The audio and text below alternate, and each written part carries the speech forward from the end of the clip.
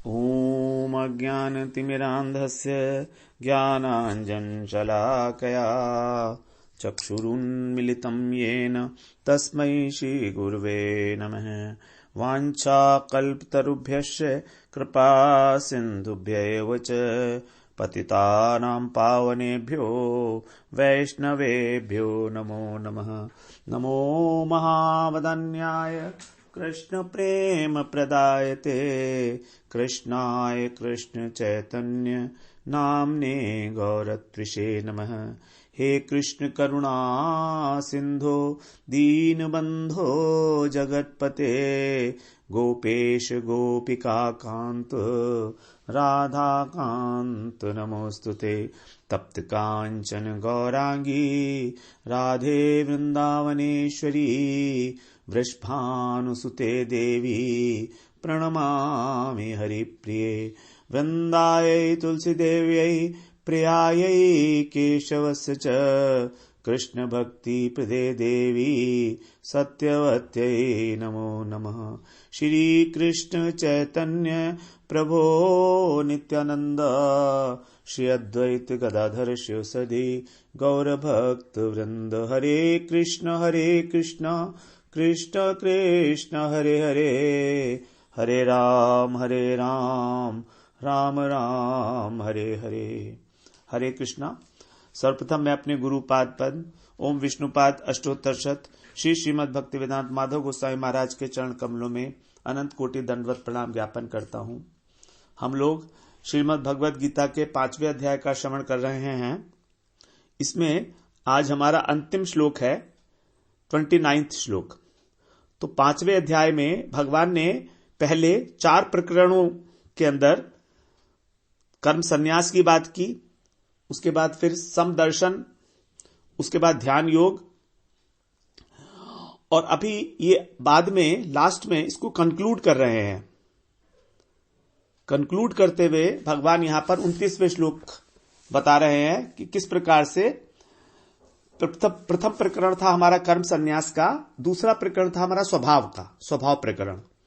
तो पहले से 13 श्लोक तक थे हमारा कर्म संन्यास। स्वभाव प्रकरण 14, 15, 16, 17 4 श्लोक थे। समदर्शन ये था हमारा 18 से 26 तक, और 27, 28 था ध्यान प्रकरण। तो यहां पर भगवान अब ये सबको कंक्लूड कर रहे हैं, क्योंकि 5वें अध्याय में भगवान ने कर्मयोग की बात की, कर्म संन्यास की बात की और ध्यान योग की भी बात की, तीनों की बात की। कर्म संन्यास मतलब ज्ञान। तो यद्यपि इस अध्याय का नाम मुख्यतः कर्म संन्यास योग ही है, लेकिन भगवान ने इसमें तीनों प्रकार के योग की बात कर चुके हैं। अब यहां पर भगवान जो है एक अलग योग की बात कर रहे हैं जो इन तीनों से पृथक है। और अब यहां पर बता रहे हैं भोक्तारम यज्ञ तपसाम सर्वलोक महेश्वरम सुहृदम सर्वभूतानाम ज्ञात्वा माम शांतिमृच्छति। तो भगवान ने इस अध्याय में तीनों योग का वर्णन कर चुके।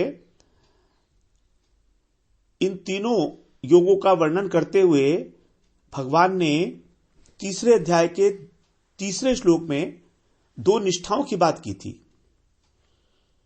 योगियों की कर्म निष्ठा और ज्ञानियों की सांख्य निष्ठा। योगियों की कर्म निष्ठा और ज्ञानियों की सांख्य निष्ठा। तो ये जो ध्यान योग का प्रसंग है जो 27 और 28 में हम लोगों ने श्रवण किया, ये कर्म निष्ठा के अंतर्गत ही आएगा, क्योंकि ध्यान योग को प्राणों की क्रिया मानकर इसको कर्म योग के अंदर ही लिया गया है, क्योंकि कर्म योग में इंद्रियों से क्रिया होती है और ध्यान योग में प्राणों से होती है। और इंद्रियां और प्राण ये दोनों ही राजसिक अहंकार से उत्पन्न हुए हैं, दोनों ही, इंद्रियां भी और प्राण भी। तो इसलिए इस ध्यान योग को कर्म योग के अंदर ही लिया गया। इसीलिए भगवान ने वहां पर 2 प्रकार की निष्ठा की बात की थी, योगियों की कर्म निष्ठा और ज्ञानियों की सांख्य निष्ठा। अब इस श्लोक में भगवान बता रहे हैं कि जो व्यक्ति 27वें 28वें श्लोक में बताया गया इंद्रिय मन बुद्धि को वश में नहीं कर पाता, क्योंकि वो सब तो करना बहुत मुश्किल है।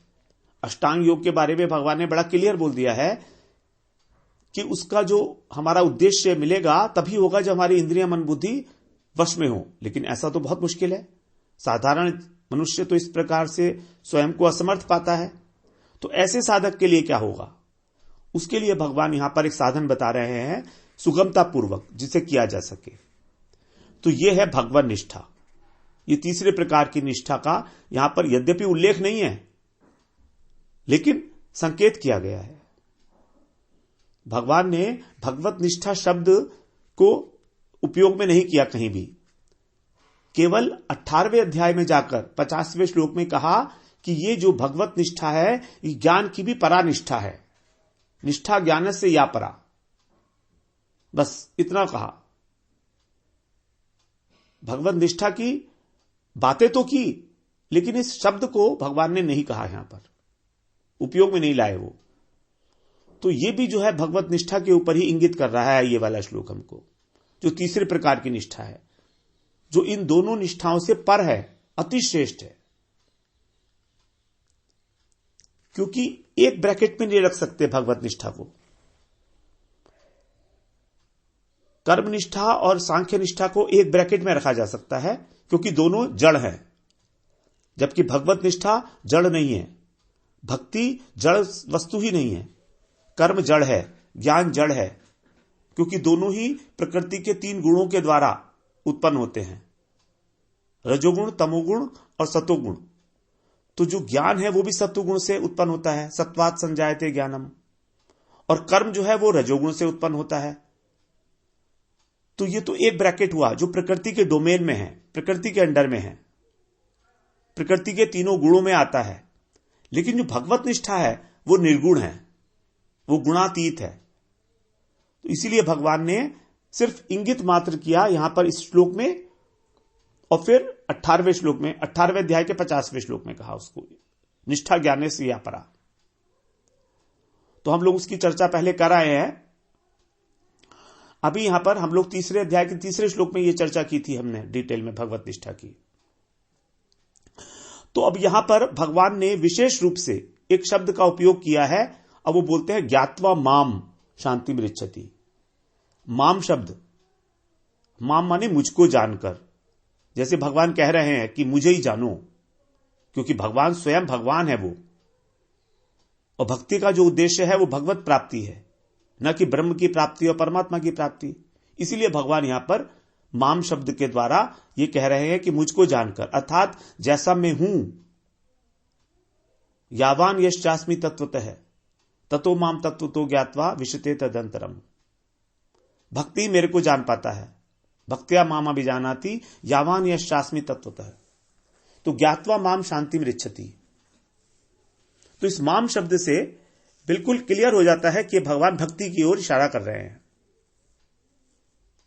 7वें अध्याय से 12वें श्लोक में जो बात की जाएगी भक्ति योग की, उसके लिए ही भगवान ने यहां पर इशारा किया है, संकेत किया है। इसीलिए ये श्लोक जो है हमारा बहुत महत्वपूर्ण श्लोक होने के कारण हम इसे एक माइलस्टोन बना रहे हैं, और ये होगा हमारा M24। तो हम लोगों ने इस प्रकार देख रहे हैं दूसरे अध्याय में, तीसरे अध्याय में और चौथे अध्याय में, तीनों में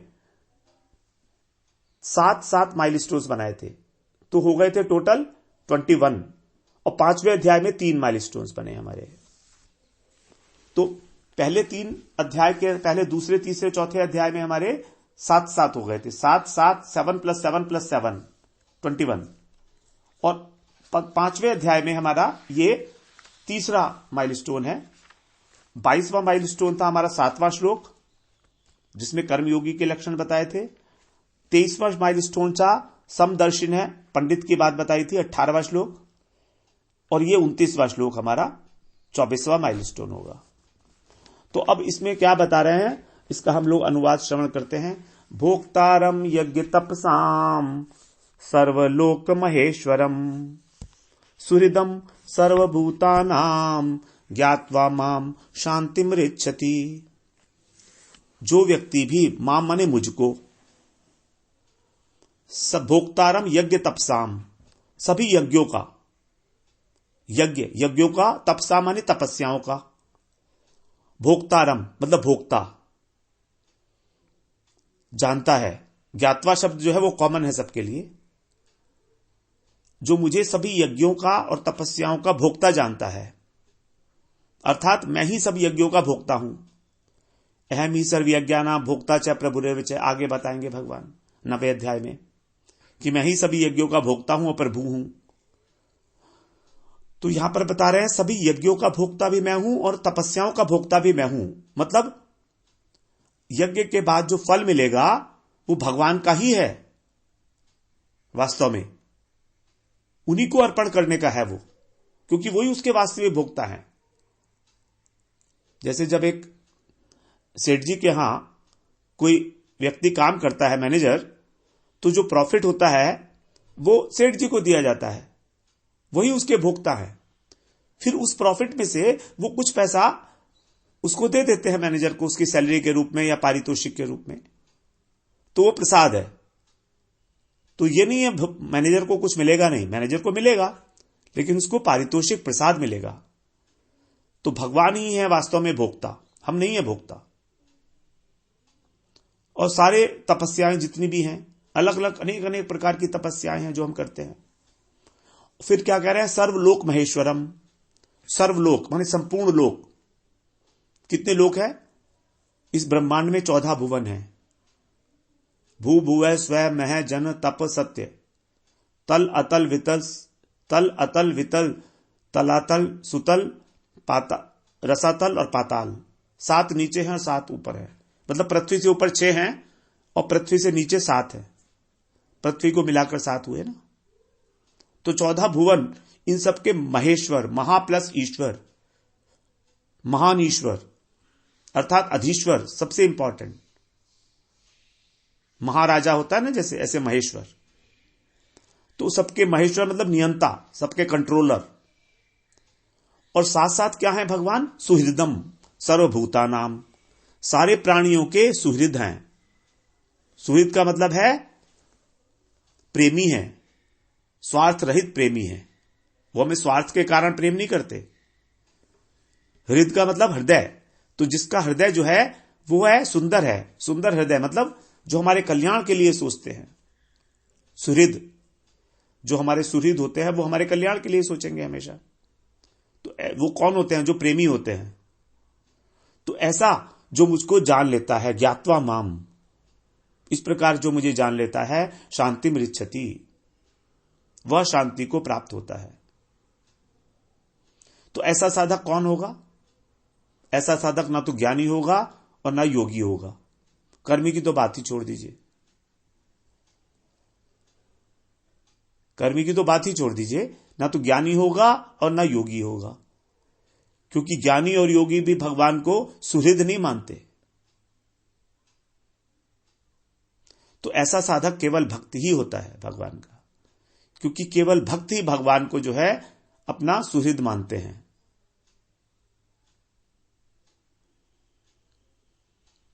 तो जगत में 4 प्रकार के साधक हम लोग पहले श्रवण कराए हैं, कर्मी, ज्ञानी, ध्यानी और भक्त। ध्यानी या योगी, योगी कह लीजिए। जब हम योग की बात कर रहे हैं यहां पर, तो केवल ध्यान योगी समझना पड़ेगा। तो कर्मी तो वो है जो यज्ञ करता है, और यदि वो कर्म योग का पालन करता है तो वो निष्काम कर्म करता है और फिर भगवान को अर्पण करता है। क्योंकि जो सकाम कर्म कर रहा है वो तो साधक ही नहीं है। जो अपनी इच्छाओं की पूर्ति करने के लिए कोई कर्म कर रहा है उसको हम साधक नहीं कह सकते। वो तो अपनी इच्छाएं पूरी कर रहा है तो वो साधक नहीं हो सकता। लेकिन जो निष्काम कर्मी है, आसक्ति से रहित होकर, कर्तापन के भाव से रहित होकर भगवान के अर्पण करता है, उसको बोलेंगे हम लोग कर्मी, निष्काम कर्मी। ज्ञानी कौन है? जो ज्ञान रूपी तपस्या से अपना हृदय शुद्ध करता है। भगवान ने बताया था 10वें श्लोक में 4थे अध्याय के, बहुवो ज्ञान तपसा पूता मद्भावम आगता। बहुत सारे जो ज्ञानी हैं वो ज्ञान रूपी तप से पवित्र होकर और मेरे भाव को प्राप्त होते हैं। तो यहां पर ये जो ज्ञानी हैं ये भी ऐश्वर्य ज्ञानी हैं, ऐश्वर्य भाव वाले ज्ञानी हैं ये। उसके बाद आता है योगी। योगी हैं अंतर्यामी परमात्मा, जिनके उपास्य हैं, परमात्मा सायुज्य जो चाहते हैं। ज्ञानी दो प्रकार के मानने पड़ेंगे हमको, एक निर्विशेष ब्रह्म ज्ञानी और एक तत्व ज्ञानी, क्योंकि ज्ञान दो प्रकार का है मुख्यतः, निर्विशेष ब्रह्म ज्ञान और तत्व ज्ञान। तो निर्विशेष ब्रह्म ज्ञान वाले जो ज्ञानी हैं उन्हीं को यहां पर हम माने, क्योंकि जो तत्व ज्ञानी है वो तो भक्त की कैटेगरी में आएंगे।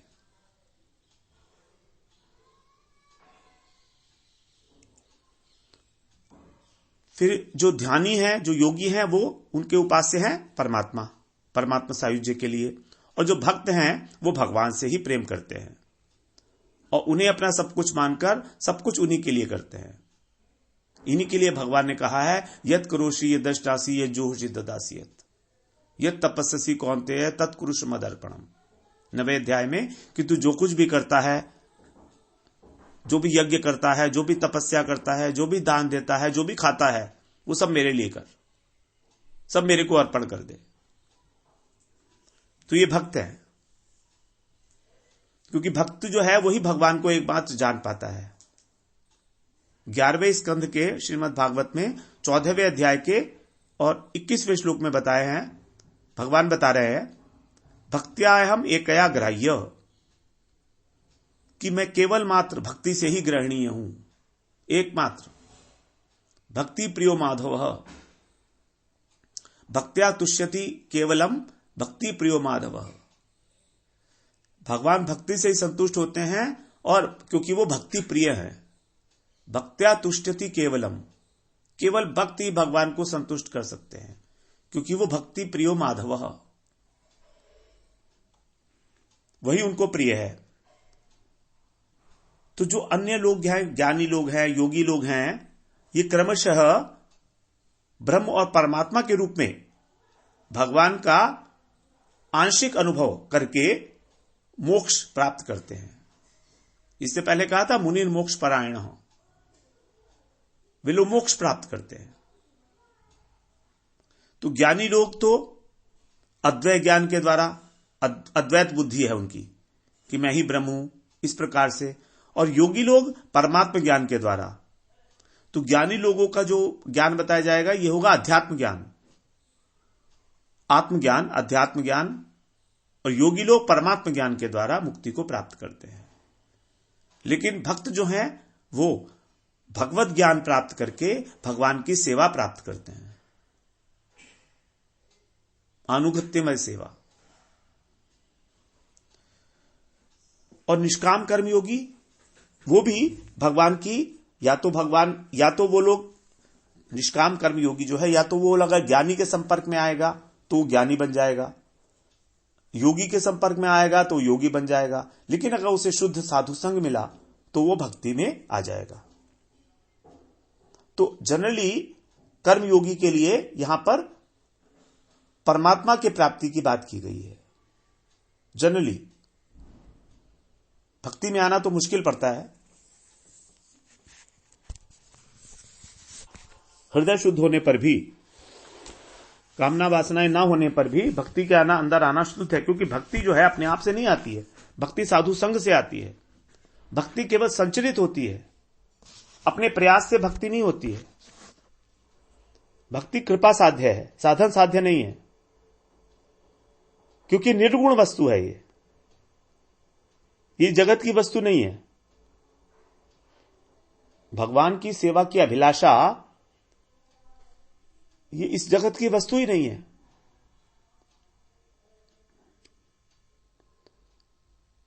तो अब यहां पर बताया कि कर्मयोगी भी मोक्ष को प्राप्त करेगा और ज्ञानी भी मोक्ष को प्राप्त करेगा। तो यहां पर अंतर क्या है फिर दोनों में?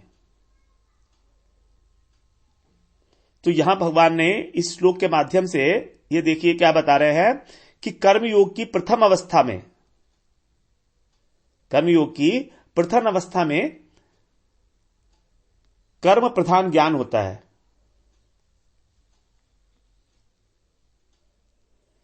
जब कर्म योग का अनुष्ठान शुरू करता है तो उसमें ज्ञान कम होता है क्योंकि हृदय की शुद्धि नहीं है और कर्म प्रधान होता है। और दूसरी अवस्था में अर्थात जब ज्ञान योग का पालन कर रहा है तो फिर ज्ञान प्रधान होगा।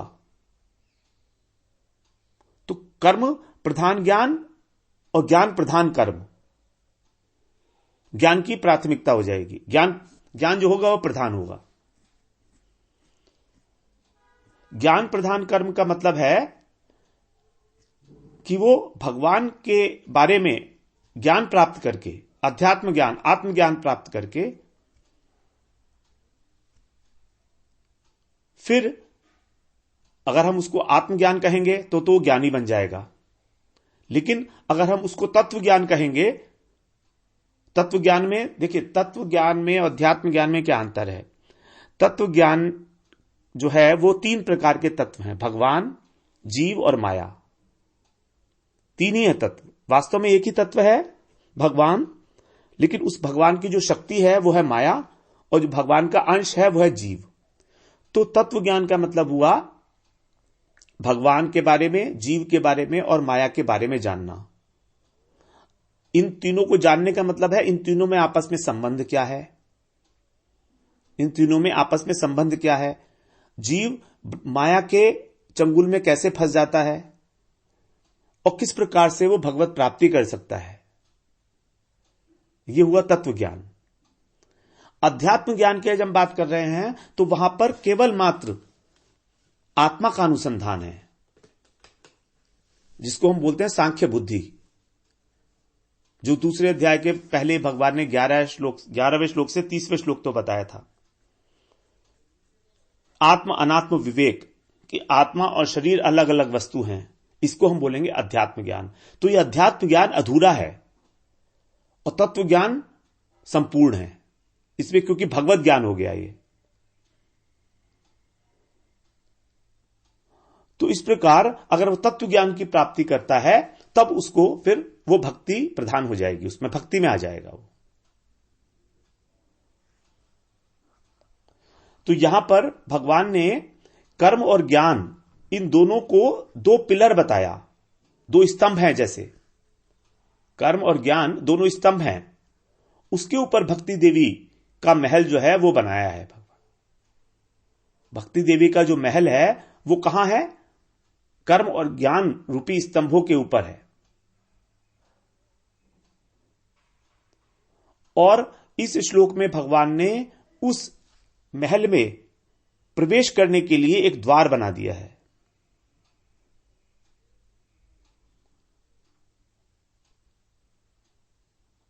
एक द्वार बना दिया है। वास्तव में हम इसको द्वार भी नहीं कहेंगे, क्योंकि अभी भक्ति तो दूर है। भक्ति आएगी हमारी 7वें अध्याय से, बीच में अभी 6ठा अध्याय है।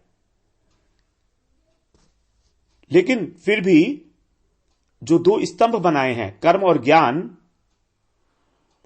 तो जो स्तंभ हैं इसके ऊपर जो एक प्लेटफॉर्म बनाया है उसको हम बोलेंगे तोरण। तो जो तोरण है, इस तोरण से भक्ति का जो प्रतिरूप है जो आगे दिखाई दे रहा है 7वें अध्याय में, तो तोरण द्वार हो गया ये। जैसे तोरण द्वार पर हम खड़े हो जाएं तो दूर अगर कोई भवन है, कोई अट्टालिका है, तो वहां उसकी जो ध्वजा है वो दिखाई दे जाएगी। अभी है नहीं, वो पास में, दूर है। तो भगवान ने यहां पर हमको एक प्रकार से खड़ा कर दिया है कर्म और ज्ञान के ऊपर ले जाकर, तोरण द्वार पर, कि देखो अब आगे तुमको भक्ति की झलक दिखाई देने वाली है। 7वें अध्याय से अट्टालिका है वो, उसके ऊपर ध्वजा लहरा रही है भक्ति की। उसके दर्शन किए जा सकते हैं। तो 6ठे से 7वें से लेके 12वें अध्याय तक जो भक्ति योग की चर्चा है उसी की यहां पर इस श्लोक में अंदर प्रतिध्वनि है एक तरह से। और कर्म और ज्ञान का समन्वय किया है बड़ा अच्छी तरह से, अद्भुत समन्वय है। और यह समन्वय ही हमको भक्ति के ऊपर लेकर जा रहा है। तो अर्जुन के मन में जो मोह था अर्जुन के मन में जो मोह था वो तो 11वें अध्याय के आरंभ में ही खत्म हो गया था। अर्जुन के मन में मोह था शुरू में, तो 11वें अध्याय के स्टार्टिंग में ही, पहले अध्याय में ही, पहले श्लोक में ही अर्जुन ने बोला था, मद अनुग्रहाय परमम गुह्यम अध्यात्मम संगीतम यत् त्वयोक्तम वचस्तेन मोहयम विगतो मम। मद अनुग्रहाय यानी मुझ पर अनुग्रह करने के लिए आपने जो मुझे ज्ञान दिया है, कैसा ज्ञान है ये? परमम गुह्यम, परम गुह्य अध्यात्म विषयक जो ज्ञान है ये, इससे मेरा जो मोह है, मोह अयम, ये मेरा मोह, अज्ञान जनित मोह विगत हो चुका है, नष्ट हो गया है। इसका अर्थ क्या हुआ? इसका अर्थ यह हुआ कि 5वें अध्याय के आरंभ में उन्होंने प्रश्न किया था, तो 5वां अध्याय को सुना अर्जुन ने, 5वां, 6वां, 7वां, 8वां, 9वां, 10वां, ये सब अध्याय सुने। 10वें अध्याय को श्रवण करने के बाद फिर अर्जुन का मोह नष्ट हो गया। तभी 11वें अध्याय में उन्होंने डिक्लेयर कर दिया। ये मोह नष्ट कैसे हुआ? क्योंकि भगवान ने 5वें अध्याय के अंत में इसी श्लोक से कर्म का, ज्ञान का, ध्यान का और भक्ति योग का, इन सबका समन्वय करा दिया एक प्रकार से भक्ति योग में, इसी श्लोक के माध्यम से। फिर आगे 7वें से 10वें तक भक्ति योग की बात हुई। तो 11वें अध्याय के स्टार्टिंग में ही अर्जुन ने इस बात को मान लिया कि अब मेरा मोह नष्ट हो चुका है। उसके बाद अर्जुन ने बीच में जो प्रश्न किए 7वें अध्याय के अंत में, वो इंटरमिटेंट प्रश्न थे, प्रसंगवश, वो फंडामेंटल प्रश्न नहीं थे मोह से रिलेटेड। जैसे कोई बीच में क्वेरी, एक मन में इच्छा, एक मन में प्रश्न पैदा हुआ, जो प्रसंग चल रहा था वही, उसका ही उत्तर भगवान ने 8वें अध्याय में दिया था, वो हम लोग वहीं श्रवण करेंगे। तो बीच में जो प्रश्न किया अर्जुन ने एक जगह, वो वही है। बीच में और किसी प्रकार का कोई प्रश्न किया, जैसे कि अर्जुन करते आ रहे थे। 3रे अध्याय के शुरू में उन्होंने कहा कर्म योग और ज्ञान योग में कंफ्यूजन हो रहा है। 5वें अध्याय में फिर वही बात कही थी अभी, कि आप कभी कर्मयोग की प्रशंसा करते हैं, कभी ज्ञान योग की, तो मुझे जो निश्चय रूप से कल्याणकारी है वही बताइए। इस तरह के कोई प्रश्न अब अर्जुन ने रिपीट नहीं किया आगे। इसका मतलब यह हुआ कि 5वें अध्याय से ही उनकी क्लैरिटी बननी शुरू हो गई।